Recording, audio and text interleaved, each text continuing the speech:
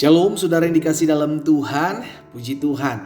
Hari ini kembali lagi saya menyapa setiap umat Tuhan dimanapun Bapak Ibu Saudara berada melalui program Bible and Coffee. Saya rindu melalui program ini setiap kita umat Tuhan terus dikuatkan, terus diberkati oleh setiap kebenaran firman Tuhan.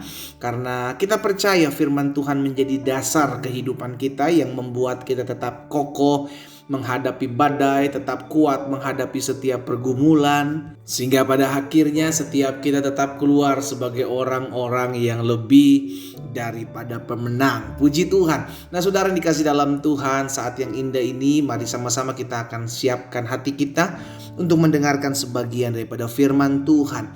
Kita berdoa, kita datang kepada Tuhan. Bapa, terima kasih buat hari ini. Kami mengucap syukur buat kasih setia Tuhan. Kami mengucap syukur buat kebaikan Tuhan. Kami mengucap syukur buat anugerah Tuhan dalam kehidupan kami. Kalau hari ini kami boleh ada sebagaimana kami ada, semua karena keberkatan Tuhan. Itu sebabnya kami perlu firman-Mu, kami perlu pewahyuan. Roh Kudus tuntun kami. Roh Kudus arahkan kami sehingga kami mengerti akan kebenaran, dan kebenaran itulah yang memerdekakan hidup kami. Di dalam nama Tuhan Yesus Kristus kami berdoa. Haleluya. Amin, amin. Puji Tuhan. Nah saudara yang dikasih dalam Tuhan, suatu sekali Rasul Paulus menyampaikan hal ini tentang salib di dalam 1 Korintus pasalnya yang pertama ayat yang ke-18.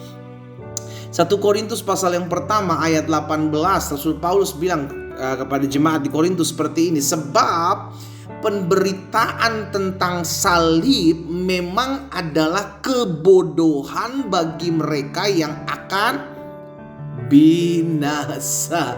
Jadi kalau ada orang yang menghina salib, kalau ada orang yang memandang rendah salib, kalau ada orang yang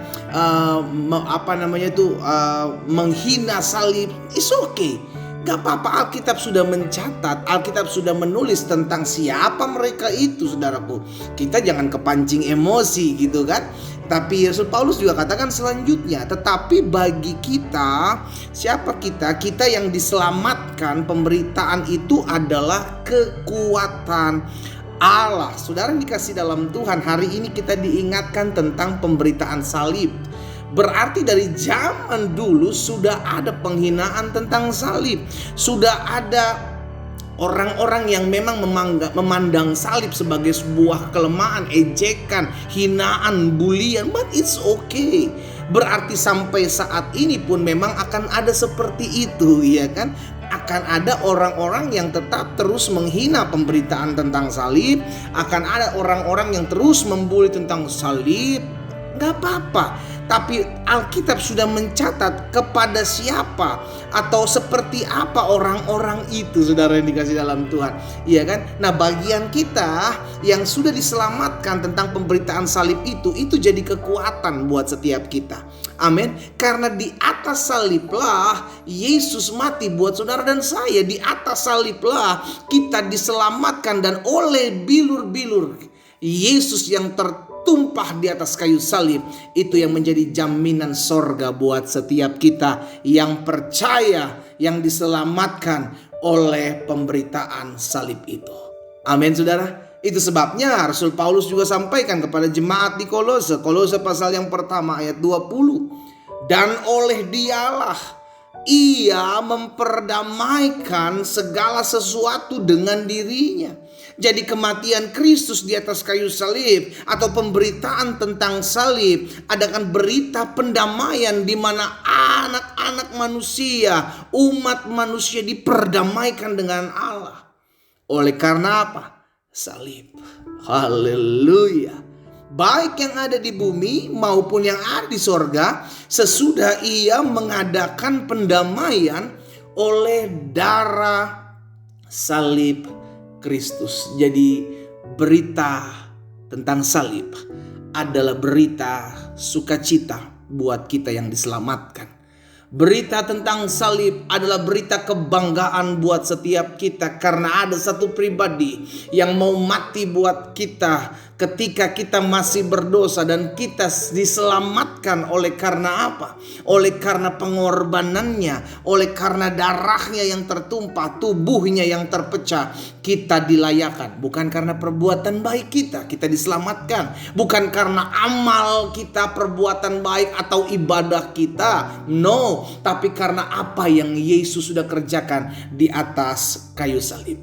Itu merupakan pemberitaan salib yang membuat kita diselamatkan. Itu menjadi kekuatan buat setiap kita orang percaya. Makanya kalau ada yang membuli salib di hadapan kita, it's okay, nggak usah dibela. Saudara dikasih dalam Tuhan, gak usah membela. Oh enggak, tapi salib begini. Oh enggak, tapi Tuhan Yesus begini. Gak usah, stop membela. Karena kebenaran tidak perlu dibela. Saudara dikasih dalam Tuhan, kebenaran akan tetap menjadi kebenaran sekalipun ada banyak orang yang tidak suka terhadap kebenaran. Itu yang menjadi kekuatan kita. Tapi buat kita, pesan buat kita adalah jangan sampai pergi meninggalkan salib. Kenapa? Karena di salib sudah ada satu pribadi yang mengasihi kita. Ialah Yesus. Kita mengerti bahwa di salib Yesus mati buat kita untuk menebus dosa kita. Kita gak bisa menyelamatkan diri kita sendiri. Kita perlu diselamatkan. Ada satu pribadi, yakni anak Allah sendiri yang menyelamatkan setiap kita.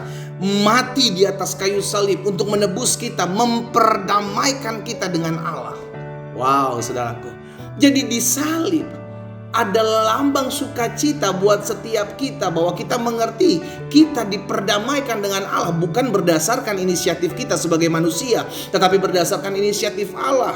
Karena begitu besar kasih Allah akan dunia ini, sehingga ia mengaruniakan anaknya yang tunggal, supaya setiap orang yang percaya kepadanya tidak binasa, melainkan beroleh hidup yang kekal. Dengan matinya Yesus di atas kayu salib, kutuk diubahkan menjadi berkat.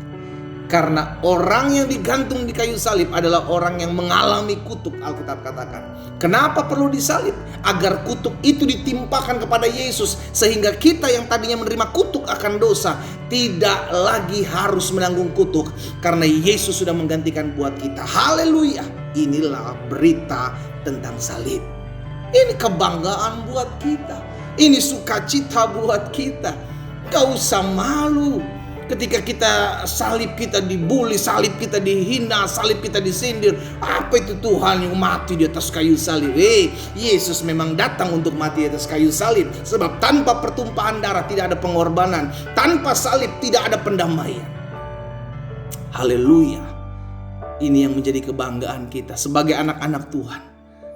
Kita sadari hal ini. Ini yang harus menjadi dasar kehidupan kita. Itu sebabnya sebagai hamba Allah saya ajak setiap kita umat Tuhan, ayo pegang terus salib Kristus.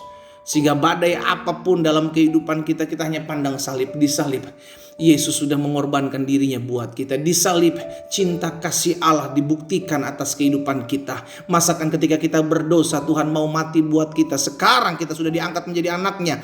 Masakan kita tidak ditolong? Masakan kita tidak dibela? Masakan jalan-jalan tidak dibukakan bagi kita? Tetap terus pandang salib Kristus. Karena pemberitaan salib merupakan kekuatan buat kita yang diselamatkan. Tetapi pemberitaan salib adalah kebodohan bagi mereka yang akan binasa. Kita berdoa, kita datang kepada Tuhan. Bapa, terima kasih buat kasih-Mu dalam kehidupan kami, yang Kau buktikan dengan kematian Yesus Kristus yang disalib menggantikan kami.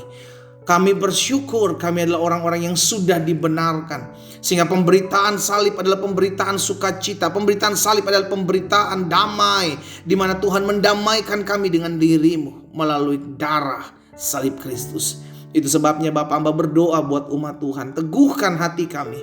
Kalau ada di antara umat-Mu yang hari-hari ini mulai tawar hati mengiring Tuhan, hamba berdoa dalam nama Yesus, biar mereka diteguhkan tatkala mereka memandang salib Kristus, di mana di salib Yesus membuktikan cinta kasih-Mu bagi kami umat manusia.